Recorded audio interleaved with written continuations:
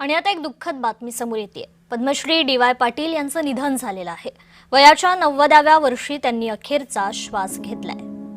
त्यामुळे आता सर्वच क्षेत्रात खरं तर शोककळा पसरलेली आहे। ज्येष्ठ शिक्षण तज्ञ पद्मश्री डी.वाय. पाटील यांचं निधन झालेलं आहे। 90व्या वर्षी त्यांनी अखेरचा श्वास घेतलेला आहे। प्रख्यात शिक्षण तज्ञ, राजकारणी आणि समाजसेवक म्हणून त्यांची ओळख आहे आणि त्यामुळेच सर्व क्षेत्रात त्यांच्या या निधनानं शोककळा पसरलेली आहे। डी.वाय. पाटील ग्रुपच्या माध्यमातून शिक्षण, आरोग्य आणि क्रीडा क्षेत्रात त्यांनी मोठी अशी संस्थात्मक उभारणी केली। राजकीय क्षेत्रात देखील त्यांचा तेवढाच हात होता।